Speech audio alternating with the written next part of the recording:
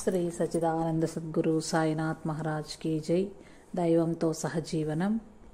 స్వామి తూర్యానంద కురుక్షేత్రం నంగోల్లలో. తుర్యానంద స్వామి 1907లో ఢిల్లీకి 80 ఏళ్ల దూరంలో ఉన్న కురుక్షేత్రంలో సూర్యగ్రహణం రోజున జరిగే ఉత్సవాన్ని తిలకించటానికి వెళ్లారు. అమెరికా నుంచి వచ్చిన బ్రహ్మచారి గురుదాస్ అక్కడ ఆయనను కలిశాడు. రైలులో వచ్చి వారు అక్కడకు చేరిన సాయంత్రం వేళకు ఆ ప్రదేశం 50,000 మంది భక్తులతో క్రిక్కిరిసిపోయింది. వారికి ఉండటానికి ఎటువంటి స్థలం లభించలేదు. ఒక స్త్రీ వారికి కొంత ఆహారాన్ని ఇచ్చింది. వారు నేలపైన తమ దుప్పట్టను పరుచుకొని పడుకున్నారు. అర్ధరాత్రి వర్షం కురవనారంభించింది. తుర్యానంద స్వామి గురుదాస్ ఒక రేకులతో నిర్మించిన గుడిసె వద్దకు వేగంగా నడిచారు. అది అప్పటికే యాత్రికులతో నిండిపోయి ఉంది. వారిద్దరూ యాత్రికుల అభ్యంతరాలను లెక్క చేయకుండా లోనికి చొచ్చుకుంటూ వెళ్ళిపోయారు. ఆ రాత్రిని గుర్తుకు తెచ్చుకుంటూ తరువాత గురుదాస్ ఇలా వ్రాశారు: స్వామి, ఇప్పుడు మనం శ్రీకృష్ణుడు భగవద్గీతను బోధించిన కురుక్షేత్ర యుద్ధభూమిలో ఉన్నామన్నారు. ఆయన గీతలోని 2వ అధ్యాయాన్ని గుర్తుకు తెచ్చుకుని పఠించనారంభించారు. కొంతమంది యాత్రికులు అక్కడకు చేరి దానిని విన్నారు. ఆయన ఉద్వేగభరితమైన పెద్ద గొంతుతో దానిని చదివారు. స్వామి పఠించడం ముగించే సమయానికి ఒక పెద్ద మనిషి మా దగ్గరకు వచ్చాడు. అతడు కోపంతో, నా గుడిసెలో మీకేం పని అని అడిగాడు. స్వామి, మేం సన్యాసులం, ఇక్కడ విశ్రాంతి తీసుకుంటున్నామని సమాధానమిచ్చారు. అతడు నన్ను చూపిస్తూ, ఈ సాహెబ్ ఎవరు అని ప్రశ్నించారు. అతడు నన్ను మారువేషంలో ఉన్న ఆంగ్ల గూఢాచారి అని భావించాడని ఆ తర్వాత మాకు తెలిసింది. స్వామి అతడికి నేనెవరినో చెప్పి అక్కడ జరిగే ఉత్సవాన్ని చూడటానికి, కురుక్షేత్ర పవిత్ర జలాలలో స్నానం చేయటానికి వచ్చాడని చెప్పారు. ఈ మాటలు విని అతడు స్నేహపూర్వకంగా, మీరిద్దరూ నా అతిథులుగా ఇక్కడే ఉండవచ్చు, మీకు నేను ఆహారాన్ని పంపిస్తాను అని చెప్పాడు. అతడు ఒక సేవకుని పిలిచి మా దుప్పట్ల కింద గడ్డిపరచమని చెప్పాడు. మాకు అత్యంత వినయపూర్వకంగా నమస్కరించి సెలవు తీసుకున్నాడు. అతడు వెళ్ళిపోయిన తర్వాత స్వామి నాతో, చూడు అమ్మ ఎలా క్రీడిస్తుందో, ఇప్పుడు మనం ప్రశాంతంగా ఉండవచ్చు అన్నారు. కురుక్షేత్రంలో వారు 9 రోజులు గడిపారు. అక్కడ జరిగిన మరొక సంఘటన గురించి గురుదాస్ ఇలా వ్రాశాడు: ఒకరోజు 2 వ్యక్తులు మా వద్దకు వచ్చి తుర్యానంద స్వామితో మాట్లాడసాగారు. స్వామి అత్యున్నత వేదాంతాన్ని వారికి చెప్పసాగారు. ఈ దేహం, మనస్సు, అహంకారం ఏదీ నేను కాదు, నేను నిత్యమైన ఆత్మను మాత్రమే. వారు దీనిని అంగీకరించలేదు. వారిలో ఒకడు, మీరు ఈ దేహం కానట్లయితే మీ చేతిని ఈ మంటలో పెట్టగలరా అని ప్రశ్నించాడు. స్వామి ఒక్క ఉదుటన లేచి, నేను పెట్టగలను, నేను నా చేతిని మంటలో పెట్టినా నేను కాలిపోను, నా దేహం మాత్రమే కాలుతుంది అని సమాధానం చెప్పారు. అప్పుడు వారిలో 2వ వ్యక్తి పరిస్థితి శృతిమించిపోతోందని భావించి స్వామిని వలదని వారించాడు. ఆదిశంకరుడు ముక్తిని పొందగోరితే జనసందోహాన్ని విషసర్పంగా భావించి త్యజించు అన్నారు. ఆధ్యాత్మిక జీవితం అనేది ఒంటరిగా ఉంటూ ఒంటరితనం వైపు చేసే ప్రయాణం లాంటిది. సూర్యగ్రహణ ఉత్సవానంతరం దైవానుభూతిలో మునిగి ఉండేందుకు వీలైన ఏకాంత స్థలం కోసం స్వామి వెదికారు. ఆయన ఒంటరిగా కర్ణవాస్, అహర్, మాండు, పుష్పవటి దర్శించి చివరకు మీరట్ జిల్లాలో గంగానదీ తీరంలోనున్న గడుముక్తేశ్వర్ అనే చోట తాత్కాలికంగా స్థిరపడ్డారు. ఆయన అక్కడికి సుమారుగా 1907 నవంబర్లో చేరి 1908 ఆఖరు వరకు అక్కడే ఉన్నారు. ఆయన 1909లో గంగానది ఒడ్డున హరిద్వార్కు 60 మైళ్ళ దిగువన ఉన్న నంగోల్ అనే గ్రామానికి చేరుకున్నారు. అక్కడ 1910 మొదటి భాగం వరకు ఉన్నారు. ఆ గ్రామం చుట్టూ దట్టమైన అడవి ఉండేది. దానిలో మృగాలు తిరుగాడుతాయి. తాపస్సులు గంగానది ఒడ్డున చిన్న గుడిసెలలో నివసించి రోజుకొకసారి ఆ గ్రామానికి పోయి భిక్షాటన చేసేవారు. ప్రతి మధ్యాహ్నం వారు తుర్యానంద స్వామి వద్దకు చేరి హిందీ భాషలోని తులసి రామాయణంపై ఆయన వ్యాఖ్యానాన్ని వినేవారు. సుఖభోగాల ఒడిలో అలరారుతూ ఒక కన్నీటి బొట్టైనా కార్చకుండా ఎవరూ దైవానుభూతిని పొందలేరు. తుర్యానంద స్వామి తన జీవితం ద్వారా ఒక నిజమైన దైవాన్వేషకుని జీవితం ఏ విధంగా ఉంటుందో చూపించారు. నంగోల్ నందు ఆయన ఆధ్యాత్మిక సాధనల సాహస కృత్యాలు పరాకాష్ఠనందుకున్నాయి. దేహభ్రాంతికి అతీతంగా అన్నపాన వస్త్రాలను మరిచి ఆయన దైవానుభూతిలో లీనమైపోయేవారు. తన బట్టలు పూర్తిగా చిరిగిపోయినా ఆయన ఎవ్వరినీ ఒక గుడ్డ యాచించలేదు. ఎక్కువగా తన గుడిసెలోనే దిగంబరంగా ఉండేవారు. ఒకరోజు ఆయనకు శ్మశానం దగ్గర ఒక గుడ్డముక్క దొరికింది. దానిని కోపీనంగా ధరించారు. ఒకరోజు ఒక సన్యాసి తన కుటీరంలో విందు భోజనాన్ని ఏర్పాటు చేసి మిగిలిన సాధువులను అక్కడకు ఆహ్వానించాడు. గంగానంద స్వామి ఆ విందుకు వెళ్లారు. తర్వాత తుర్యానంద స్వామితో ఆయన అక్కడకు వచ్చిన ఒక వృద్ధ సన్యాసి యొక్క దురాశను గురించి చెప్పారు. తుర్యానంద స్వామి గంగానంద స్వామిని అల్లకల్లోలంగా ఉన్న నది మధ్యంలో నీ పడవను ఉంచుకొని ఆ వృద్ధ సన్యాసిని ఎందుకు విమర్శిస్తావో? ప్రక్కవారి తప్పులించకుండా నీ తప్పులను చూచుకో. ప్రక్కవారి లోపాలను కనిపెట్టేవాడు పాపి అని మందలించారు. స్వామి కుండబద్దలు కొట్టినట్లు మాట్లాడిన ఆయన ఉద్దేశం మటుకు మంచిదే. ఎవరైనా తాము ప్రేమించే వారికి కఠినమైన సత్యాన్ని కూడా చెప్పగలుగుతారు. మరొక రోజున ఒక యువకుడు తుర్యానంద స్వామితో నాకు గంగానది పవిత్రతపై నమ్మకం లేదని చెప్పాడు. స్వామి, నువ్విప్పుడు యవ్వనంలో ఆరోగ్యంగా ఉన్నావు. అటువంటి విషయాలను ఇప్పుడే ఎందుకు నమ్ముతావు? నీ శరీరంలో రక్త ప్రసరణ సన్నగిల్లినప్పుడు గంగానదిపై నమ్మకం కలిగి ఉండవలసిన అవసరం నీకు తెలుస్తుంది అని చెప్పారు. తుర్యానంద స్వామి ఒకరోజు ఉదయాన్నే కాలకృత్యాలు తీర్చుకోవటానికి బయటకు వెళ్లారు. అక్కడ ఆయన ఒక పెద్ద పులి ఒక పెద్ద కొండరాయిపై కూర్చుని చుట్టూ పరికించడాన్ని గమనించారు. కొంత దూరం నుంచి వారిరువురు ఒకరికొకరు చూసుకున్నారు. కొద్దిసేపటికి ఆ పులి వెళ్ళిపోయింది. తుర్యానంద స్వామి యొక్క తీవ్ర వైరాగ్యం ఆయన్ను నిర్భయుణ్ణి చేసింది. ఆకలి దప్పులు, వ్యాధులు, మరణము ఒక బ్రహ్మ జ్ఞానిని వశపరుచుకోలేవు. నంగోల్ నందున్న తొలి రోజుల్లో స్వామికి మలేరియా జ్వరం తగిలి బాగా చిక్కిపోయారు. అయినప్పటికీ ఆయన గ్రామానికి భిక్ష కోసం వెళ్ళేవారు. ఒకరోజు ఆయన చాలా నీరసంగా ఉండి నదిని దాటుతూ నీటిలో పడ్డారు. తడిగుడ్డలతో ఆయన భిక్ష కోసం గ్రామంలోకి వెళ్ళినప్పుడు ఒక వృద్ధురాలు జాలిపడి ఆయన ఆరోగ్యం గురించి అడిగింది. తుర్యానంద స్వామి, అమ్మా, నేను ఈ దేహాన్ని మర్చిపోవటానికి ప్రయత్నిస్తున్నాను. నువ్వు నా యోగక్షేమాలు విచారించి దానిని నాకు మళ్ళా గుర్తు చేస్తున్నావు. దయచేసి ఇకపై నా ఆరోగ్యాన్ని గురించి అడగవద్దు అని చెప్పారు. తన ఆరోగ్యం అటువంటి దయనీయమైన పరిస్థితుల్లో ఉన్నప్పటికీ ఆయన ఆ విషయాన్ని బేలూరు మఠంలోని స్వాములకు తెలియనివ్వలేదు. చిట్ట చివరకు వివేకానంద స్వామి శిష్యులు, కన్ఖల్ ఆశ్రమ అధ్యక్షులు అయిన కళ్యాణానంద స్వామి తుర్యానంద స్వామి పరిస్థితిని ఒక భక్తుడి ద్వారా తెలుసుకున్నారు. కళ్యాణానంద స్వామి వెంటనే బ్రహ్మచారి గంగారాంను ఆయనకు సేవ చేయటానికి పంపారు. తుర్యానంద స్వామి పరిస్థితిని గమనించి గంగారాం బేలూరు మఠానికి కబురు పెట్టాలనుకున్నాడు. అయితే స్వామి అతన్ని, నువ్వు ఉత్తరం రాసినట్టు నాకు తెలిస్తే ఈ అనారోగ్యంతోనే ఈ ప్రదేశాన్ని వదిలిపోతాను, జాగ్రత్త అని హెచ్చరించారు. అప్పుడు ఆయన గంగాజలమే ఔషధం, నారాయణుడే వైద్యుడు అన్నారు. తర్వాత 1910 ఫిబ్రవరి, మార్చి నెలలలో కళ్యాణానంద స్వామి స్వయంగా నంగోల్కు వెళ్లి స్వామిని వైద్య చికిత్స నిమిత్తం ఖన్కల్కు తీసుకువెళ్లారు. జై రామకృష్ణ.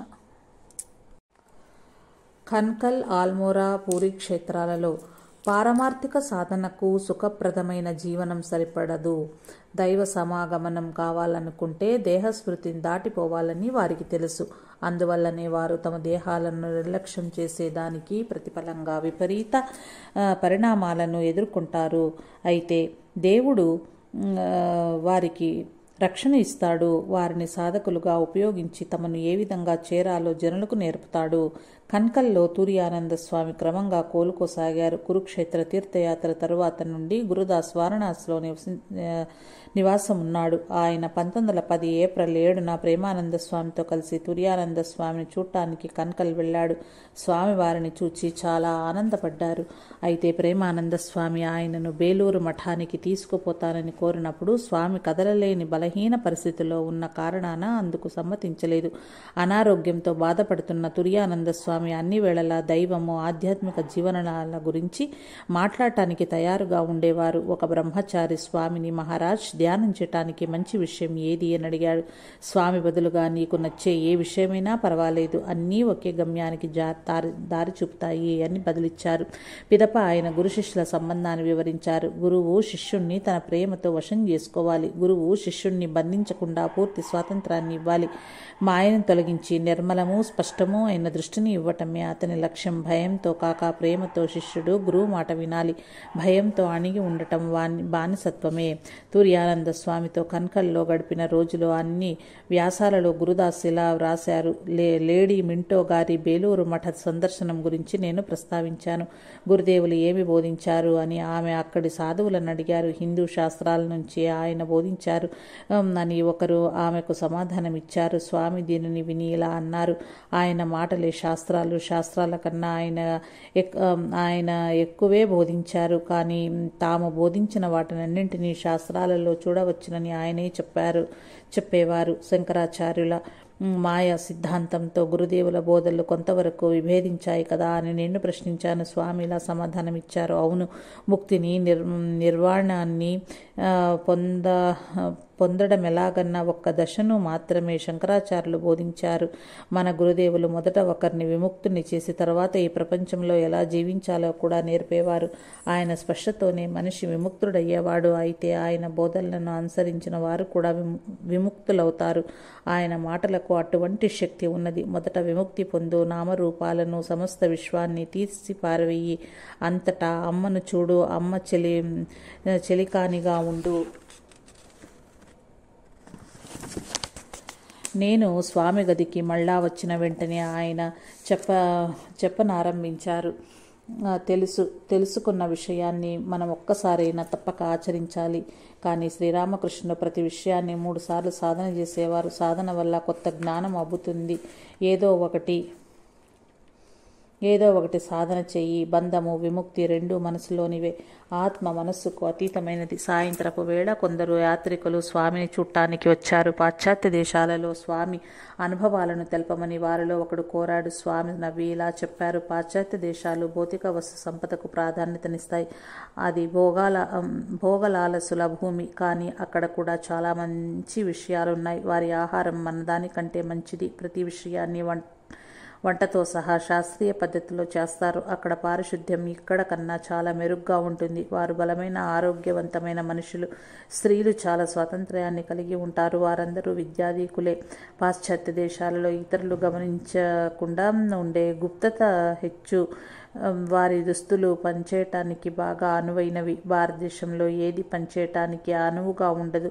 మనం వారంతటి శక్తివంతులం కాము. వాళ్ళు అత్యంత హీనమైన పనిచేసే సేవకుణ్ణి కూడా గౌరవంగా చూస్తారు. వృత్తి పనులు చేయటం అక్కడ అగౌరవం కాదు. వృత్తి ఏదైనా ఒక మనిషిని మనిషిగా చూస్తారు. అయితే అతడు సాంఘిక కట్టుబాట్లను గౌరవించాలి. కులం నుండి వెలివేయటం, అంటరానితనం అక్కడ లేవు. తుర్యానంద స్వామి కన్కల్లో కొన్ని నెలలు గడిపి 1910 చివరి భాగంలో బేలూరు మఠానికి వెళ్లారు. ఒకరోజు ఉదయం స్వామి గంగానదికి ఎదురుగా మఠం యొక్క తూర్పు వరండాలో కూర్చుని ఉన్నారు. ఆయన కొందరు భక్తులతో మాట్లాడుతూ ఉండగా రామకృష్ణ కథామృతాన్ని రచించిన మా అక్కడకు వచ్చి స్వామికి నమస్కారం చేశారు. మా తుర్యానంద స్వామితో మీరు ఎన్నో తపస్సాధనలు చేశారు. మా కర్తవ్యం ఏమిటో సెలవివ్వండి అని కోరారు. స్వామి ఒక హిందీ ద్విపదను ఉదహరించారు. సంపదను కోరేవాడు తరచూ తన్నులు తిన్నా సరే ధనికుడి గృహద్వారం వద్దనే పడి ఉంటాడు. ఆ ధనికుడి గుమ్మం ఎన్నడూ విడిచిపోడు.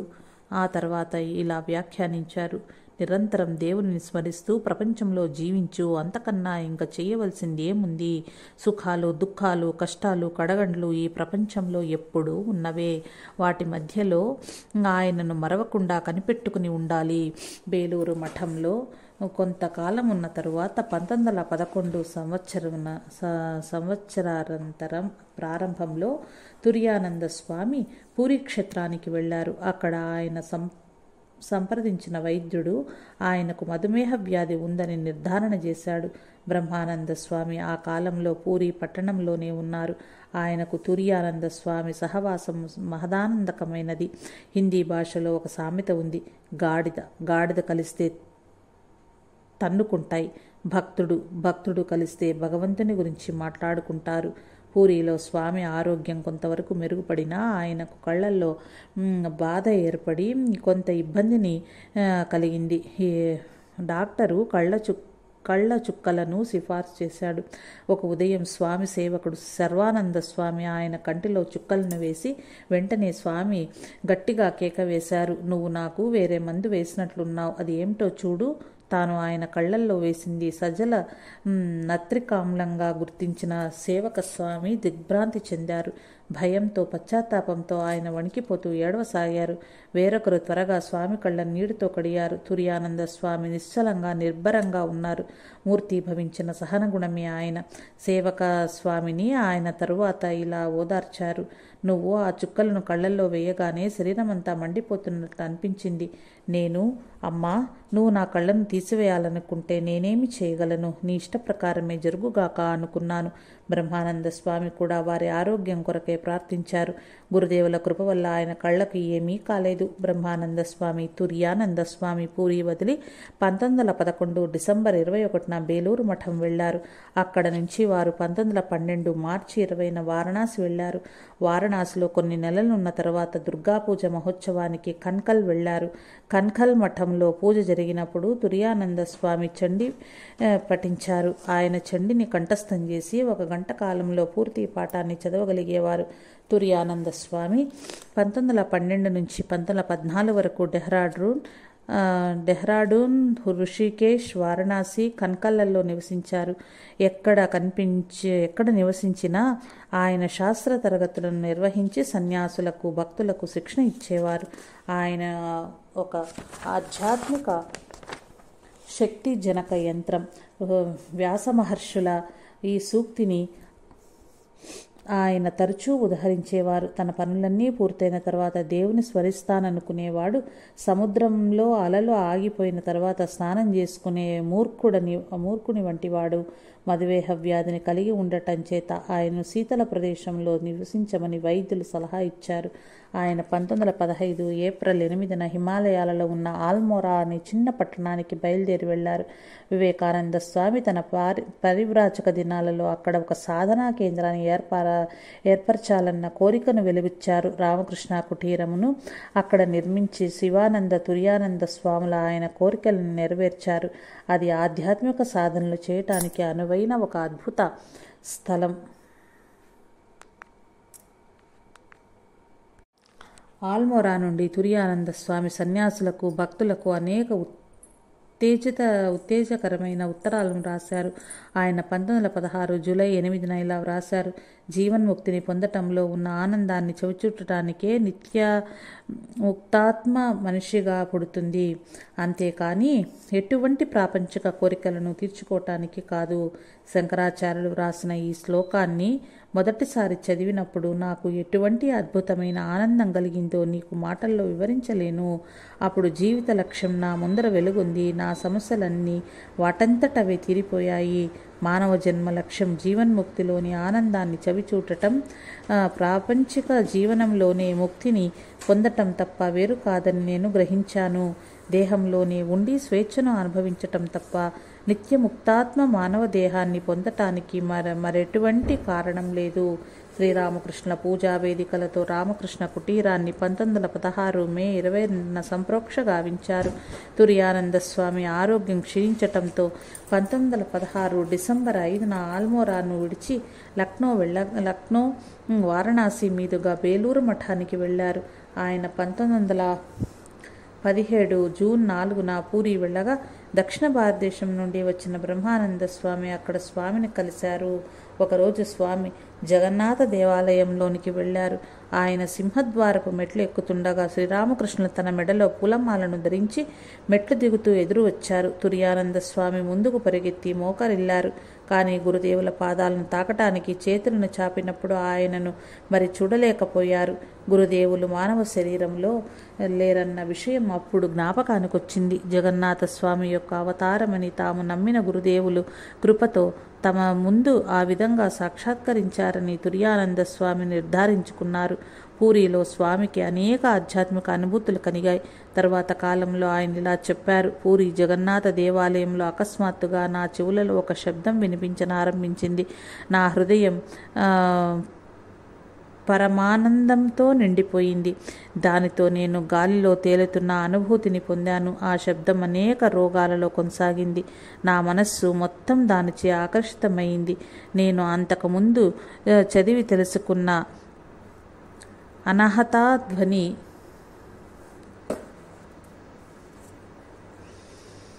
అప్పుడు నాకు జ్ఞప్తికొచ్చి అది ఆ ధ్వనియేనని గ్రహించాను. మరొక రోజు స్వామీజీ సముద్రంలో కలిసిపోతున్నట్లుగా ఆయన దివ్య దర్శనాన్ని పొందారు. తుర్యానంద స్వామికి మధుమేహ వ్యాధి ముదిరిపోయింది. ఒకసారి ఆ వ్యాధి తీవ్రత ఆయనను మరణం అంచుకు తీసుకుపోయింది. స్వామీజీ ఆయనకు ప్రత్యక్షమై, సోదరా హరి, నువ్వెక్కడికి వెళ్తావు? నీ సమయం ఇంకా ఆసన్నం కాలేదు అన్నారు. మరొకసారి స్వామి కోమాలోనికి పోయినప్పుడు వైద్యులు పెదవి విరిచారు. కానీ అకస్మాత్తుగా కన్నులు తెరిచి ప్రక్కన కూర్చున్న శంకరానంద స్వామిని చూసి, ఈసారికి నేను వెళ్ళటం లేదు అన్నారు. ఆయన కురుపులపై వైద్యుడు శస్త్రచికిత్స చేశాడు. తుర్యానంద స్వామి కొంత కోలుకొని 1917 నవంబర్ 10న బ్రహ్మానంద శారదానంద స్వాములతో కలిసి కలకత్తా తిరిగి వచ్చారు. అక్కడ బేలూరు మఠం కంటే వైద్య సహాయం సులభంగా త్వరగా లభించే బలరాం బోస్ గృహాలలో ఉన్నారు. ఒకసారి తుర్యానంద స్వామి కాలుపై వ్రణం ఏర్పడగా ఒక ఆంగ్ల వైద్యుడిని సంప్రదించారు. ఆయన శస్త్రచికిత్స చేయటానికి సమ్మతించిన స్వామి దానివలన కుంటివారు కాగలరని సూచించాడు. స్వామి అది విని, నాకు వికలాంగునిగా జీవించటం ఇష్టం లేదు, ఇతరులపై పూర్తిగా ఆధారపడుతూ జీవించటం కన్నా మరణమే మేలు అన్నారు. ఈ వార్త శ్రీ శారదాదేవికి చేరింది. అమ్మ తన సేవకుని ద్వారా ఈ విధంగా కబురు పంపారు. నువ్వు దేహాన్ని ఎందుకు వదిలివేయాలని అనుకుంటున్నావు? జీవించి ఉండటం వల్ల గురుదేవుల పనిని నువ్వు చేయవచ్చు. మరణాన్ని కోరకు. తర్వాత సంవత్సరాలలో స్వామి చాలా శస్త్రచికిత్సను చేయించుకున్నారు. కానీ వైద్యులు తనపై క్లోరోఫార్మ్ను ఉపయోగించడానికి ఆయన ఒప్పుకోలేదు. ఆయన ఒక యోగిలా తన మనస్సును శరీరం నుంచి వేరు చేసేవారు. శస్త్రచికిత్సా సమయంలో ఎటువంటి బాధను అయినా కనపరచలేదు. ఆయన 1917 సంవత్సరం శీతాకాలంలో అధిక భాగం కలకత్తాలోని శ్రీ శారదాదేవి యొక్క ఉద్బోధన్ గృహంలో గడిపారు. ఉద్బోధన్ను వదిలి వెళ్లబోయే ముందు స్వామి శ్రీ శారదాదేవికి వంగి నమస్కరించి, అమ్మ, మీ దీవెనలతో నా ఆరోగ్యం కుదుటపడింది. మీ కృప లేకపోతే నేను ఈ ప్రపంచాన్ని వదిలి వెళ్లేవాడిని అన్నారు. ఉద్బోధన్ నుండి స్వామి కొద్ది కాలం బేలూరు మఠం వెళ్లి అక్కడ కొంతకాలం పాటు ఉన్నారు. తర్వాత బలరాం బోస్ గృహంలో సుమారు 10 నెలలు ఉన్నారు. జై రామకృష్ణ. వారణాసిలో చివరి రోజులు. తుర్యానంద స్వామి 1919 ఫిబ్రవరి 4 జ్ఞానపురి అయిన వారణాసికి బయలుదేరి వెళ్లారు. అక్కడే తన అంత్యకాలం వరకు నివసించారు. జీవితపు ఆఖరు 3.5 సంవత్సర కాలంలో అనేక మంది సాధువులను, భక్తులను ఉత్తేజపరిచారు. ఆయన సంభాషణలు చాలా వరకు స్పిరిచువల్ టాక్స్, పారమార్థిక సంభాషణలు అనే గ్రంథంలో ప్రచురించబడ్డాయి. ఉదయాన్నే ఆయన ధ్యానం చేసేవారు. కొంత దూరం నడిచి తర్వాత ఉపాహారాన్ని తీసుకునేవారు. ఆయన మంచి చదువరి. తన జ్ఞానాన్ని, ఆధ్యాత్మిక అనుభూతులను ఇతరులతో పంచుకునేవారు. ఆయనకు అతి తక్కువ దేహస్మృతి ఉండేది. తన క్షేమ సమాచారాలను ఎవరైనా అడిగితే గురుదేవులు చెప్పిన ఈ మాటలు ఆయన ఉదహరించేవారు. ఈ దేహం, దాని రోగం, వాటి సంగతి వాటిని చూసుకొని, ఓ మనసా, నువ్వు మాత్రం ఎల్లప్పుడూ బ్రహ్మానందంలో ఓలలాడు. వేదాంత సంప్రదాయం ప్రకారం బ్రహ్మజ్ఞాని కోరికల నుండి విముక్తుడవుతాడు. అందుచేత అతడు పునర్జన్మను పొందడు. అయితే పరిపూర్ణ జ్ఞానం పొందిన తరువాత కూడా మనిషి సంకల్పిస్తే మరలా జన్మించవచ్చునని శ్రీరామకృష్ణులు అన్నారు. పండితుడైన ఒక సన్యాసి ఇందుకు అభ్యంతరం తెలిపాడు.